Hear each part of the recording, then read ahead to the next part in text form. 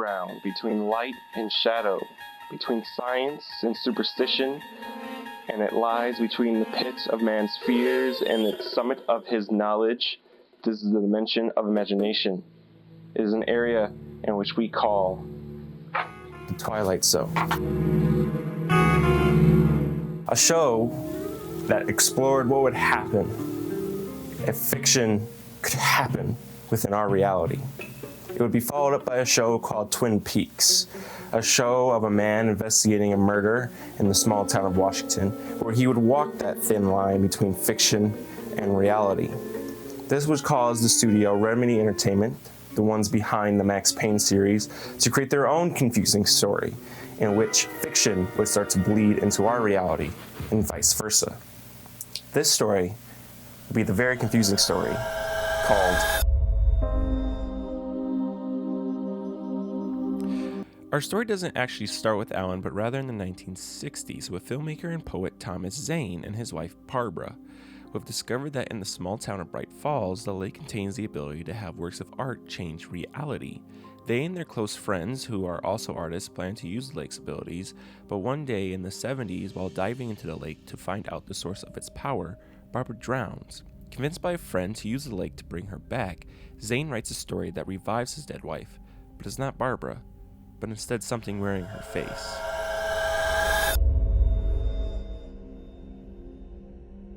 See, the lake isn't a lake at all, but rather a portal to another dimension. Yeah, I know how it sounds. The dark place is a surreal and dreamlike dimension that undergoes constant shifts and modulations. It's basically like walking through a dream, or maybe a nightmare. It is described as a realm influenced by the mind, wherein creative acts of imagination have immense and nearly uncontrollable power, and capable of turning works of creativity into reality.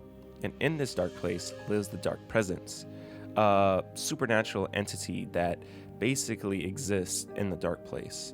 And it wants to come to our reality and shape it in its own image. And it has escaped into the body of Barbara. Zane, realizing what he has done, decides to write a story in which he and Dark Barbara are dragged out of existence and into the dark place. Before I go any further, I have to explain the rules of the dark place and the Dark Presence. Rule 1. The Dark Presence cannot create anything on its own. It must use someone else to affect reality. It is also bound by the artist's choice.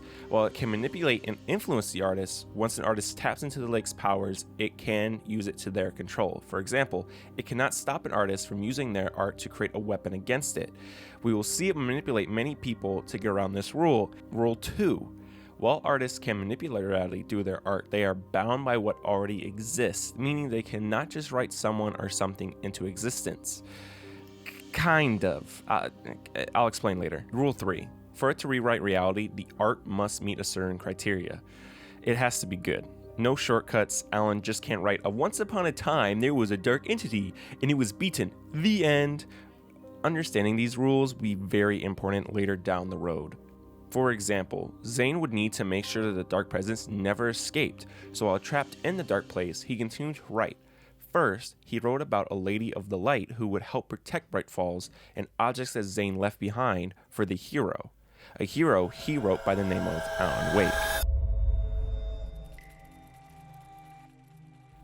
Alan Wake is a best-selling crime thriller author who has just killed off one of his main characters, Alex Casey, in hopes of distancing himself from the story to write a new one. He has just one problem: writer's block, and it goes on for 2 years. At the end of his rope, his wife Alice secretly sets up an appointment with a doctor in Bright Falls who she believes can help Alan with his block, but tricks Alan into thinking that it was a simple vacation because that always goes well, lying to your spouse. When they arrive in Bright Falls, Alan goes to receive the keys to the cabin from a man named Carl Stuckey, but instead runs into Barbara, who gives him the key to the cabin on the lake. After arriving and finding out his wife's plans, they argue when Alan storms out. Dark Presence takes this opportunity to kidnap Alice by dragging her into the lake, causing Alan to jump in after her. Alan then spends a week in the dark place being influenced by the Dark Presence to write a story in hopes of saving Alice, but in reality, it makes him write a story that will help it escape the dark place. But again, due to Zane's intervention and Alan sensing something is wrong, writes his way out of the dark place. Okay, This is where Alan Wake really gets very, very, very confusing. I will now try to explain the rest of the story the best way I can, but stay with me here, okay? Okay, ready? Okay. Basically, everything that happens from this point on is Alan's story that he has wrote in the Dark Place with him as the main character. You still with me? Okay. He starts finding the pages of the story titled Departure that tells him what's about to happen. The problem is, to delay the Dark Presence, Alan did not write the ending to Departure. But with the help of Zane, who has wrote in his story that Alan would defeat the Dark Presence with the uses of a light clicker from his childhood, Alan, along with his friends, take on those who have been taken over by the Dark Presence and fight their way through Alan's story. You still with me? When they finally get back to the lake, Alan jumps in and uses the clicker to dispel the Dark Presence. He then finishes Departure. The problem is Rule 3. Because the Dark Presence made Alan write a horror story, he has to give it a horror story ending, so it has to be balanced. He can't simply write a happy ending where him and his wife escape and live happily ever after. So Alan writes that he sacrifices himself, taking his wife's place in the Dark Place, leaving us with that the lake is not a lake, but rather an ocean. Now, if you thought that was confusing, get ready for the second game, which picks up 13 years later and starts off with Saga Anderson, an FBI agent who is investigating a murder cult in Bright Falls. She and her partner, Alex Casey, that Alex Casey, they then find missing author Alan Wake on the beach next to the lake. Again, all the story is written by Alan. Well, not really. It seems that during the 13 years Alan was in the Dark Place, he wrote a lot of stories in an attempt to escape, and at some point got taken over by the Dark Presence and started Okay. This is a lot. Let me explain. Okay, there are basically two Allens in this story, Mr. Scratch and Alan, who got taken over, and just Alan, who is going through a loop every time he dies in the Dark Place, still writing his way out. Scratch is Alan, just further in the loop. I know it doesn't make a lot of sense, but again, just stay with me here. What happens next? Basically, Saga quickly finds out what is going on, and after finding manuscripts that have been written from scratch to again try and escape the Dark Place and change reality in its own image, she helps Alan further back in the loop write the story. But it turns out that by the time that she helps him escape, it's actually Scratch, basically catching up with the loop. Basically a bunch of timey-wimey nonsense, okay?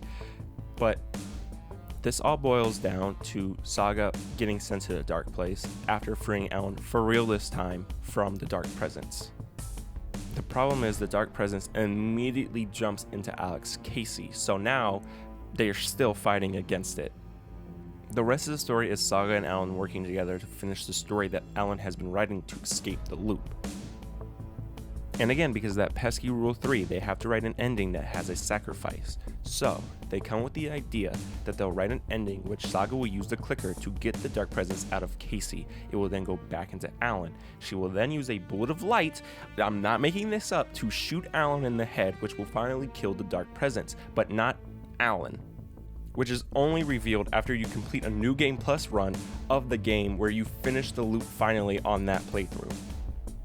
And just like that, after a long 13 years, Alan's nightmare finally ends. Or does it? As this ending is still a little bittersweet, as we find out that Alice returned to the Dark Place to help Alan, and by the end of the story is still trapped in the Dark Place once again after Alan escaped.